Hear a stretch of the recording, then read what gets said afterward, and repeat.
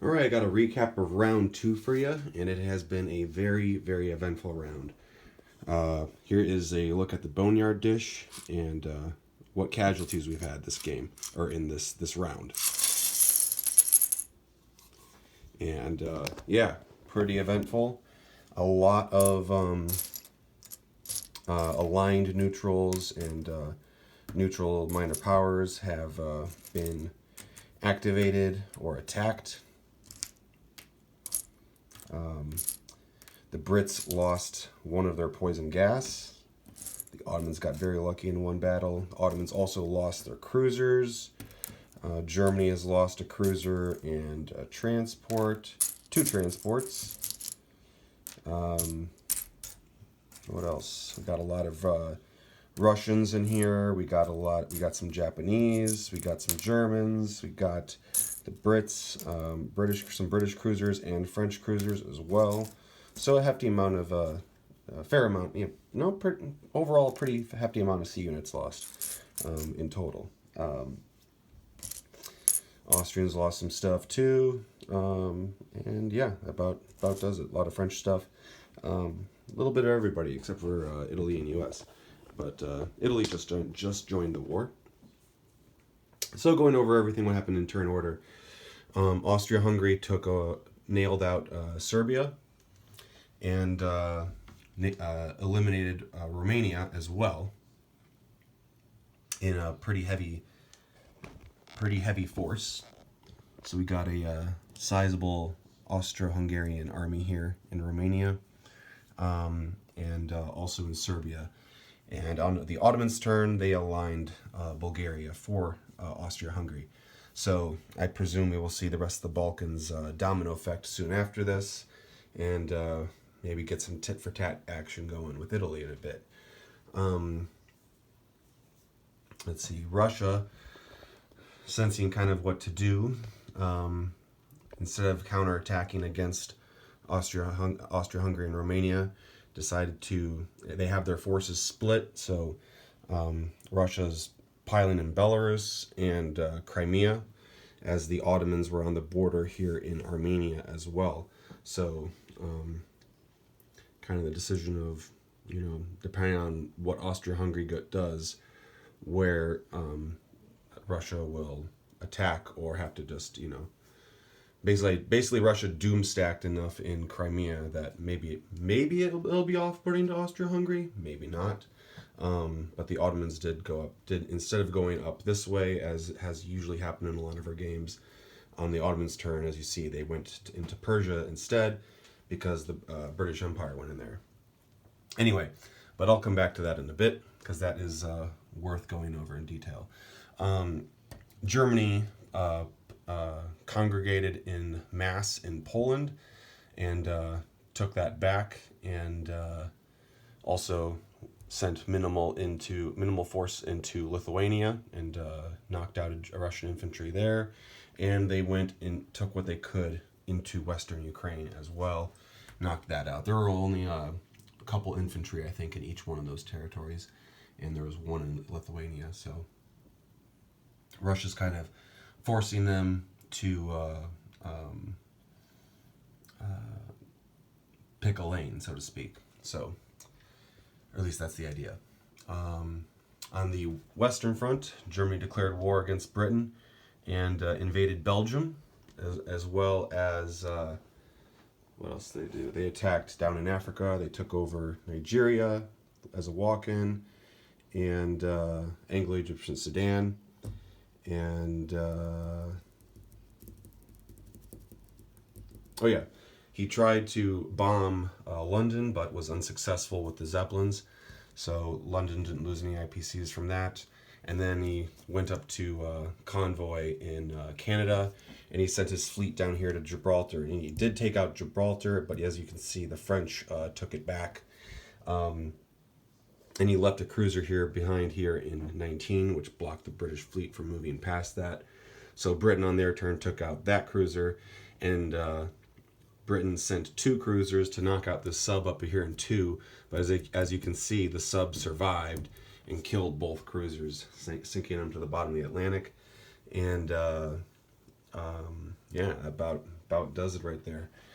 They also had Lorraine contested with a couple units, and as you can see, France took that back as well.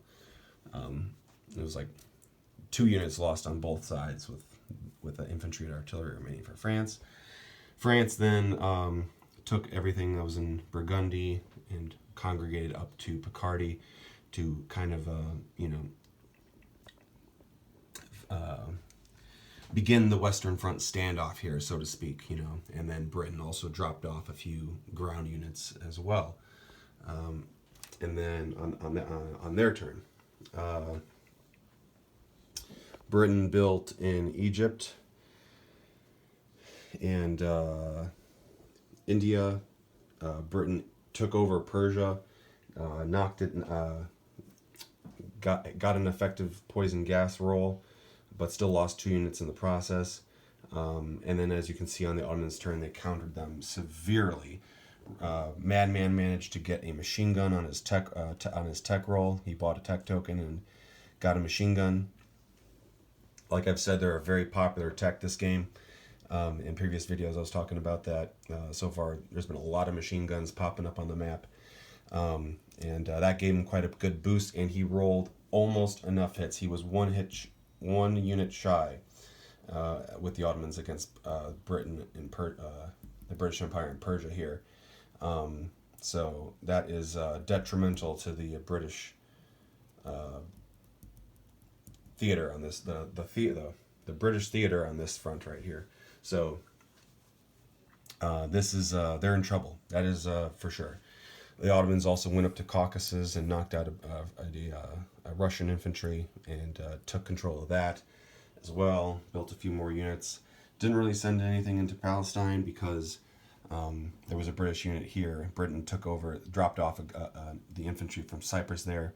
So Ottomans couldn't rail Palestine, so they just attacked there instead. And it was a one-for-one battle. Oh yeah, one more thing. Backing up to Germany's turn. Germany, with its 2 cruisers, came over here, not cruisers, transports. They were loaded up in Season 58, came over to 48, and offloaded 2 infantry in Malaya and managed to take it, getting 2 hits against 2 British infantry. So the Germans the Central Powers have Singapore, which is a minor city. They also dropped off 2 infantry in French Indochina, but weren't as successful. And as you can see, it's contested, with them losing 1 infantry as a result. And the Central Power Pacific Fleet is sitting in Season 42. And I forgot to roll it on my turn, but did a separate video afterwards and convoyed Britain for 6 IPCs. So they lost 6 IPCs there, and they also lost 3 IPCs. So they lost 9 IPCs due to a convoy this round, which is pretty brutal for early on in the game. But hey, maybe the tides will turn, maybe they won't, but we'll see. Germany has also been steadily building here in their out of their military base, and they got a minefield which they placed in Germany, East Africa. This is a crazy little buildup here. So maybe we'll see them start to do something with that soon. Britain took the forces that they had and aligned the 3 colonies here, British aligned colonies that they could on their turn, and built another sub down here and another infantry in South Africa. And so we're gonna see whether or not this is gonna go up to Egypt or this is gonna go down to South Africa. So we shall see. I feel like my gut tells me we're gonna see something this turn, but who knows? This upcoming turn. Britain also tried to attack German Samoa and failed, losing a precious Pacific artillery in the process. So that's unfortunate, but hey, it's at least contested. So if for some reason Japan doesn't knock out enough German colonies in the Pacific, then at least the Germans don't control this territory. So at least for the time being, maybe Germany will counterattack it, maybe they won't. we'll see what's they'll see what's what with what is more annoying, I guess. Anyway, all right, going from there, we also have these Russian units coming down the pipeline over here, and the Trans-Siberian Railway is in the process of getting completed. We'll see. What else? What else? Let's see. The Ottoman cruisers took out 2 French cruisers in Sea Zone 31, but didn't quite clear it. Had 1 French cruiser left, but you know, taking out sea units is always a good thing for your side, even if you lose sea units in the process. You know, I guess, you know, that was pretty much an eye for an eye battle there. Italy joined the war and congregated back up into Veneto, and they got a military base for their tech. They had sent stuff congregated in Piedmont on the previous round, and then sent 6 infantry instead to Piedmont to possibly help out with the Western Front. But maybe they'll come back. Who knows? We'll see. Keeping options open a little bit as it is. And then the U.S. On one of their tech breakthroughs, they got a machine gun and gave that to Italy as well. Now that Italy's at war, so there's that, and so we'll probably see some action happening over here soon. Who knows? The U.S. didn't really do much besides build a sub and some more ground units and a fighter, and then they started sending their Pacific sea units over to grab these infantry on their colonies, on their Pacific colonies. So that about sums it up for round 2, and we will be kicking off round 3 as soon as possible. I know the weekends are generally pretty busy for Madman, so maybe he won't be able to get to it tomorrow, but if not tomorrow, I'd imagine he'll be able to get to it on Monday.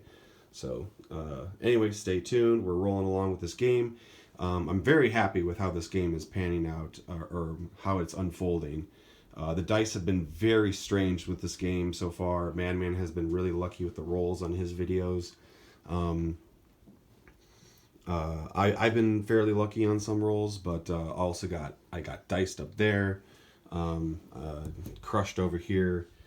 We'll see how things continue to go, I guess, with the swing of things. Maybe Madman's dice rolling this game will make him feel cocky and he'll slip up, but I don't know. But either way, this is a very unique game of Kings and Kaisers, and I'm loving that. So this is really cool.